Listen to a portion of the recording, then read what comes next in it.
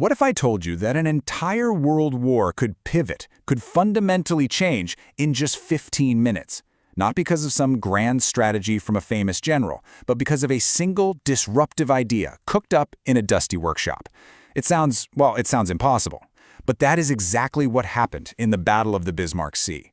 We're going to break down how a maverick engineer and a totally radical new tactic didn't just win a battle, they completely rewrote the rulebook of naval warfare, and in doing so, helped seal the fate of an entire empire in the Pacific. I want you to just imagine this for a second. It's March 3rd, 1943. You're on the deck of a Japanese destroyer. You look out, and you see American bombers, skimming the waves. They're flying so low it looks like they're going to crash right into the sea. This shouldn't be happening. Every military textbook, every rule of engagement you've ever learned says this is a suicide mission. But what you're witnessing isn't suicide. It's the birth of a brand new kind of aerial combat. And it's about to unleash a very, very new kind of hell. So how in the world did this impossible attack even happen? Well, that's what we're here to figure out. We're going to unravel this story in 5 parts. First, we'll look at Japan's high-stakes gamble to save their campaign. Then, we'll meet the incredible flying battleship that nobody saw coming. We're going to relive those crucial 15 minutes that changed everything. And then, and this is key, we'll uncover the hidden industrial power that made it all possible. And finally, we'll see why the legacy of Bismarck Sea is more relevant today than you might think. Okay, so let's set the scene. It is March 1943, and the entire Pacific War is basically hanging on a knife's edge. The fight for New Guinea is absolutely brutal, and for the Japanese Empire, it's the last major barrier protecting their southern flank. So, in a desperate last-ditch effort, they're sending a massive convoy to reinforce their troops there. If this convoy gets through, they could seriously turn the tide. If it fails, well, their whole empire could start to crumble. Now, this was no simple supply run. This was an all-in move. Convoy LA-39 was a serious force. 8 huge transport ships packed with 6,900 elite soldiers, supplies for months of fighting, and a heavy escort of 8 battle-hardened destroyers. This fleet was designed to do one thing: punch through any Allied defense and secure New Guinea, no matter the cost. The Japanese plan was, a textbook example of solid naval strategy. They timed their departure from Rabaul to use the cover of a storm to hide from Allied planes. They had 100 of their legendary Zero fighters ready to provide air cover. It was a solid, by-the-book plan. But there was one huge problem. The Americans weren't playing by the book anymore. One of the Japanese captains, a man named Hara Tamichi, actually noticed American bombers were practicing these weird, dangerously low attack runs, but his warnings were dismissed. That was a fatal mistake. So while the Japanese were putting all their faith in proven, traditional tactics, the Allies were busy trying to figure out how to break the rules. They knew they probably couldn't win a conventional naval fight, so they decided to just change the game completely. And this revolution, it didn't start at some high-command meeting. Nope. It started in a dusty workshop in Port Moresby where a couple of mechanics and pilots were about to change history. You see, the old way of attacking ships from the air was, well, it was broken. High-altitude bombing was a spectacular failure against moving targets like ships. The hit rate was less than 1%. Think about that. You could drop 100 bombs to maybe hit one ship. The Japanese crews were getting really good at just dodging them. The Allies desperately needed a new weapon, a new tactic, something that would give them the element of surprise and the power to land a knockout punch. The solution came from this brilliant, out-of-the-box engineer named Pappy Gunn. What he did was take a standard B-25 bomber and turn it into something monstrous, a flying battleship. He literally ripped out the bombardier's nose and packed it with 8 forward-firing .50 caliber machine guns. This gave the pilot direct control of a weapon that could spew 6,800 armor-piercing bullets a minute. It was an absolutely radical idea, and it was about to change everything. But those guns were only half the story. The other half was a technique so simple, it's almost genius: skip bombing. It works just like skipping a stone across a pond. The pilots would fly terrifyingly low, just a couple 100 feet off the water, get close to the ship, and release a bomb with the delayed action fuse. The bomb would literally skip across the surface, slam into the side of the ship's hull, below the armor, and then, a few seconds later, detonate inside the vessel. It gave the bomber just enough time to pull up and get away. Okay, so the stage is set.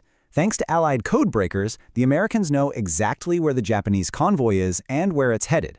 On March 2nd, they launch a little decoy attack, a standard high-altitude bombing run, just to test the Japanese defenses and maybe lull them into a false sense of security.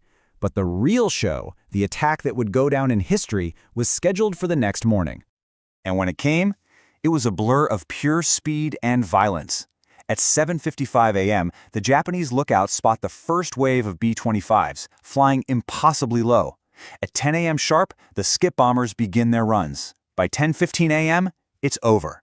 In just 15 minutes, the entire Japanese convoy, their last, best hope for winning in New Guinea, is effectively wiped off the face of the earth. Can you imagine the sheer terror and confusion on those Japanese ships? The B-25s came in so low, their propellers were literally whipping up spray from the sea. First came the strafing runs. The 8 guns on each plane just swept the decks, cutting down anti-aircraft gunners before they could even aim. And before the defenders could recover from that, the skip bombers were on them. And one by one, the ships just began to tear themselves apart from the inside out. The devastation was absolute. All 8 transport ships, gone, sunk to the bottom of the Bismarck Sea. 4 of the 8 destroyers were either sunk or left crippled and burning. Nearly 3,000 Japanese soldiers and sailors were killed. The entire 51st Division, this elite force that was supposed to save New Guinea, was annihilated before a single soldier even set foot on the shore. When the news reached Admiral Isoroku Yamamoto, the architect of Pearl Harbor and the commander-in-chief of Japan's entire fleet, the report says he was just stunned. He sat in total silence for a long, long time. The psychological shock to the Japanese high command was profound. This wasn't just losing a battle. This was the horrifying realization that they could no longer reliably reinforce their island garrisons. The lifeline had been cut. But here's the real insight. The Battle of the Bismarck Sea wasn't just a victory for a new tactic. It was a victory for a whole new way of war. It was a massive sign that this conflict had moved beyond just the battlefield and into the factories, the workshops, and the engineering schools of the industrial world. This was now a war of systems, and the Japanese were about to find out they were on the wrong side of the equation. Just look at these numbers. The industrial gap was a chasm. The U.S. produced nearly 4 times as many aircraft as Japan during the war. By 1943, an American pilot went into combat with about 400 hours of flight training. Their Japanese counterpart had less than 100. And the bullets from Pappy Gunn's planes? They were a tiny drop in the ocean of the 12 billion .5 caliber rounds America produced. Japan's warrior spirit, as brave as it was, simply could not compete with the cold hard math of mass production. So this victory was the product of a complete system. It wasn't just about having more planes. It was having the industrial might to build them, the technical innovation of guys like Pappy Gunn to make them deadlier, the signals intelligence to know where to send them, the inter-service coordination to make the attack work, and the superior training to make sure the pilots could pull it off. It all worked together. So when you boil it all down, the Battle of the Bismarck Sea was more than just a fight between 2 navies. It was a fundamental clash of philosophies.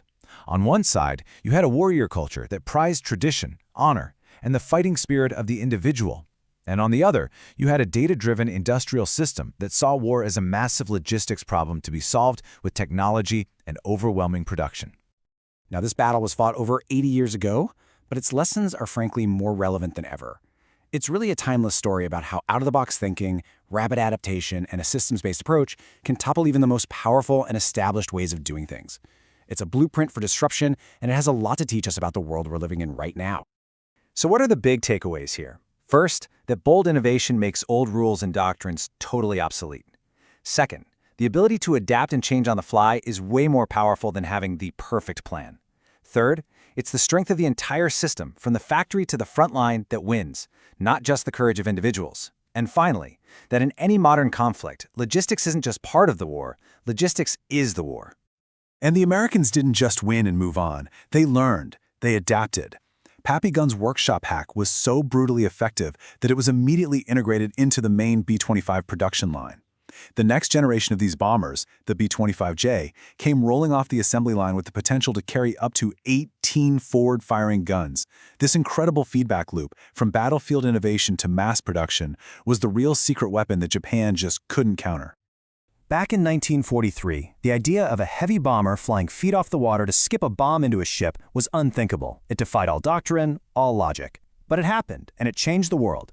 So that leaves us with a question for today, for our own time. What is the skip bombing of our era? What's the seemingly impossible idea out there right now that's about to make today's established rules completely obsolete?